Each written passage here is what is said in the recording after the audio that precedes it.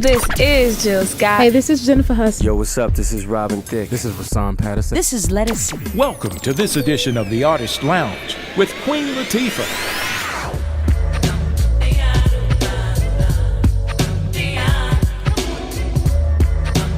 I didn't really have a problem getting respect because I set that tone from the very beginning, and I knew I had it when Ice-T came up to me, and he was like one of the originators of gangster rap. You know, he came up to me at this event and was like, "You Latifah, right?" I was like, "Yeah." He was like, "I like the way you handle yourself, yo. You keep doing what you doing." You know, I had those pats on the backs every once in a while in the industry that let me know I was on the right path. That was one of the main things. The next thing is always trying to prove that you can do what you're capable of. That, you know, when I felt I could act, it was now I had to go out and show them. I felt like I could sing, I had to go out and show people. I felt like I could make a jazz album, not just a hip hop record. I had to make it for them to understand. And people keep scratching their heads sometimes like, how do y'all keep doing this? But it's really about me following my path and staying in my lane and doing what I know I'm capable of doing, just believing in myself. Me and my partner, Shakim, we figure out a way to make it happen. But every time you're near me, I never can behave. Yo, this is Queen Latifah, bringing a song to you about a place you might live. My household was very musical. My father was a police officer, but he played percussion. My mom became a teacher, but she played flute. So there was lots of instruments in my house. You know, there were also Black Panthers on the low. So people would come over. I didn't know what it was, but I just know they would come over and they would play drums and sing, and you know, there was just a lot of music in my home. I think my parents put a lot of self-esteem, into me, but more a lot of common sense, and you have to kind of get that when you grow up where I grew up, because you have to really reason and rationalize on a lot of things, a lot of pitfalls that you may encounter when you grow up in the hood, you know? Stevie Wonder is a big musical influence on me. I think he has made a record that applied to almost every stage, crucial stage of my life, you know, from fingertips when I was little, you know, to hear him this kid singing this song, it was funky, you know, to All Is Fair in Love, you know what I mean? Prince is a big influence on me. Just the way that he would stack his harmonies, the way he would sing, an R&B record, disco record, and a rock record. He, you know, just play rock and roll. And his content, how he would touch on topics and use different voices and talk about different scenarios, love scenarios, but in a more creative way. Tina Marie was a big influence. I loved all of her music. She was like one of the first female rappers, really. You know, this white girl singing these, you know, black songs at the time, pretty much, the R&B records and rapping on records. And, you know, I would read her credits, and she produced a lot of her music. And so I'm like, wow, she wrote and produced this. And that was pretty cool to me as a girl to know that there were girls who produced music, you know, and kind of made me feel like I could do it, you know. You know, of course, they're the Patties and the Luthers, and for that matter, the Soul Sonic Force, you know, and Boogie Down Productions, and Eric B. and Rakim, and Salt and Pepper, and Light, and Coogee Rap, and just the whole hip-hop movement. De La Soul, you know what I mean? Moni, Tip, and them. I mean, I have a lot of musical influence to it, because whenever people expand music, it inspires me.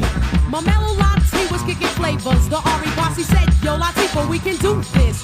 I had met one of my homeboys in school named Ramsey. He was cool with Mark, and he kind of introduced me to the whole crew. He knew he was real cool with Grandmaster Flash, which was like a big deal to us, you know, little hip hop heads. We would hang out in the basement, and you know, there was Apache and Latifah and you know, a bunch of us friends, and everybody rapped. So they started writing. I would start writing. We would write rhymes and critique each other's material and correct things and try to come up with new concepts. It was just a very creative place to be. My boy Ramsey paid for a demo for me. Mark gave the tape to Fab Five Freddy, who he also knew.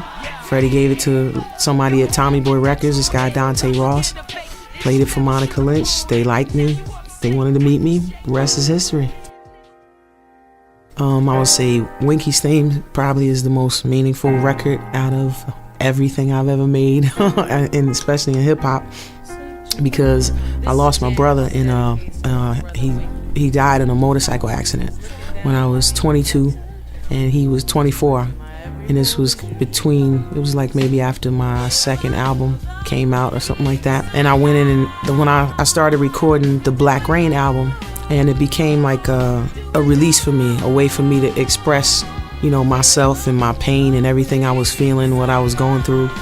I called some of my boys up that I know who play horns, and my boy Gordon, I think, who played piano. My drummer Kendu at the time, Mary's husband, and had them come in and I came up with this idea for this song, and we just played it live, and it was the first live song I had recorded on any hip-hop of my hip-hop albums. And you know, it was just like a way for me to express what I was feeling. So it really meant a lot to me to dedicate that song to my brother. I actually won a Grammy for UNITY, but I couldn't really feel any of it because I was like damaged from losing my brother. I was just numb, you know what I mean? My emotions weren't really into it. Eventually I healed from it, was able to kind of move forward, but you know, that was probably the toughest part of my whole career.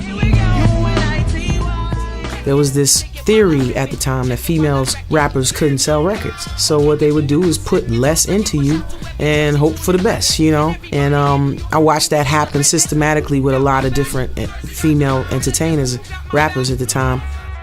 It was fun when I got into the business. I had all these cool people that I worked with who became my lifelong friends. You know, the whole Flavor Unit crew, just us running around on the road, being teenagers, making money, you know, having fun. I had a TV show, Living Single, became the #1 TV show among blacks and Latinos. I was getting nominated for all these awards, nominated for a Grammy, nominated for this, that. I just hope people will say, you know, she did her thing. You know, she followed her path. She inspired people. She was inspired by people. She stayed true to herself. Most important, that I showed them how the queen get down, you know? This is Queen Latifah from Jersey. You've been inside the Artist Lounge on 96.3 HD2 WHUR-WORLD.com.